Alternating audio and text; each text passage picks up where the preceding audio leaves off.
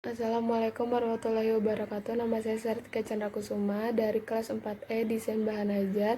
Saya akan menganalisis tentang buku bahan ajar kelas 11 dengan bab sampaikan dariku walau satu ayat, yaitu tentang dakwah, tablik, dan khutbah. Berikut adalah penjelasan dan presentasi saya tentang analisis yang telah saya lakukan. Yang pertama adalah kelayakan isi kesesuaian dengan SKL. Dalam halaman 54 dan 55, kesesuaian isi tentang sikap sudah sangat terpenuhi, dan juga pengetahuan dalam halaman 56 sampai 63 juga sudah terpenuhi. Juga tentang keterampilan dalam halaman 60 sampai 63 itu juga sudah terpenuhi. Menurut saya, rekomendasinya untuk mempraktekkan bagaimana cara berdakwah, tablik, dan khutbah dengan sesuai materi yang telah diajarkan. Dalam kesesuaian yang kedua, yaitu kesesuaian dengan kompetensi isi, yaitu sikap spiritual dalam halaman 54 itu juga sudah terpenuhi, dan sikap sosial dalam 55, pengetahuan dalam 56 sampai 53, keterampilan dalam 60 sampai 63 itu juga semuanya sudah terpenuhi. Rekomendasinya dari saya adalah untuk melaksanakan kegiatan dakwah, tablik, dan khutbah dalam kelas, seperti berdakwah di depan kelas dan mempraktekannya di depan kelas secara baik dan benar. Yang ketiga yaitu kesesuaian dengan kompetensi dasar, yaitu konten KD dan juga kode penomoran KD. Itu pada halaman 57 dan 58 itu juga sudah terpenuhi. Jadi rekomendasinya setelah memahaminya, siswa bisa mulai mencoba mempraktekkan dan memberi contoh tentang melaksanakan dakwah, khutbah, dan tablik. Yang keempat yaitu kesesuaian dengan topik dalam 56 sampai 63 itu juga sudah terpenuhi. Jadi rekomendasinya sesuai materi sudah sesuai dan terpenuhi oleh topik yang diminta. Jadi rekomendasi saya adalah melakukan tes kepada siswa tentang apa yang telah mereka pelajari. Jadi mereka bisa tahu apa yang telah mereka pelajari dan memahaminya untuk menjadi penilaian terhadap guru. Yang selanjutnya yaitu kecukupan materi, kedalaman materi, keluasan materi, dan keakuratan materi. Yaitu semuanya pada halaman 56 sampai 63 semuanya sudah terpenuhi. Yang selanjutnya berorientasi pada aktivitas yang dapat mendorong pemahaman konsep dan mendorong keingintahuan. Pada halaman 57 sampai 63 yaitu tentang pentingnya berdakwah, berkhutbah, dan bertablik.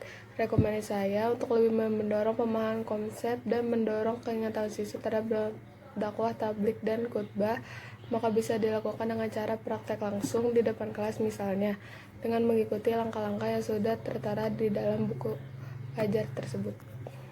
Yang selanjutnya yaitu kemutahiran dan aktualitas contoh materi. Pada halaman 50 dan 58 itu terdapat contoh tentang bagaimana Rasulullah SAW melakukan dakwah pada zamannya. Jadi menurut saya itu sudah terpenuhi dengan contoh dari Rasulullah SAW yang melakukan dakwah di zamannya. Yang selanjutnya adalah materi pendukung pembelajaran. Yang pertama itu kesesuaian dengan perkembangan ilmu dan teknologi, keterkinian fitur, contoh dan rujukan, dan kontekstual. Menurut saya itu belum terpenuhi dalam halaman 56 sampai 63. Jadi rekomendasinya untuk mencantumkan bagaimana cara berdakwah di era milenial seperti sekarang dengan menggunakan teknologi yang ada sekarang ini. Bisa memberikan contoh cara berdakwah di kalangan muda yang milenial, bagaimana pendekatan yang baik dan media apa saja yang tepat digunakan pada zaman sekarang untuk berdakwah. Jadi menambahkan materi tentang berdakwah di era milenial dan beserta media-medianya yang tepat untuk melaksanakannya di dalam buku ajar tersebut. Yang selanjutnya yaitu kelayakan penyajian. Teknik penyajian yaitu konsistensi sistem penyajian, urutan konsep, keterkaitan antara pelajaran dan bab, dan juga keterpaduan atau keselarasan antara pelajaran atau bab. Pada halaman 50 dan sampai 63 semuanya sudah terpenuhi menurut analisis yang telah saya lakukan.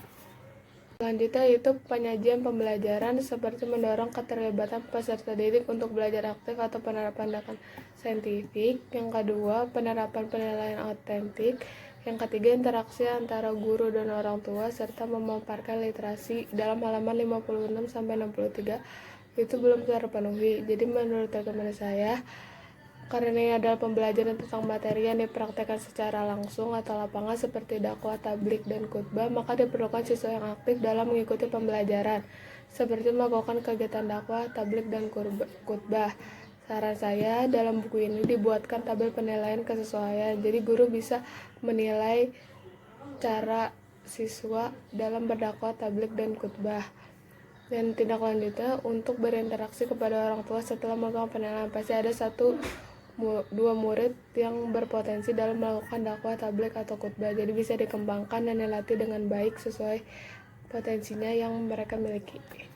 Selanjutnya adalah kelengkapan penyajian, yaitu pengantar, pendahuluan, dan peta konsep semuanya sudah terpenuhi, yaitu pada halaman 52. Yang selanjutnya adalah daftar transliterasi Arab Latin, itu tidak terpenuhi, jadi menurut saya untuk menambahkan tabel kosakata bahasa Arab beserta artinya pada Al-Quran atau hadis yang telah dicantumkan dalam buku ajar tersebut. Dan selanjutnya landasan Al-Quran, hadis, atau doa harian atau sejarah Nabi semuanya sudah terpenuhi seperti yang tadi saya sebutkan. Ada ayat-ayat yang menunjukkan tentang dakwah, tabligh, dan khutbah serta hadisnya juga, dan sejarah Rasulullah SAW dalam berdakwah pada zamannya.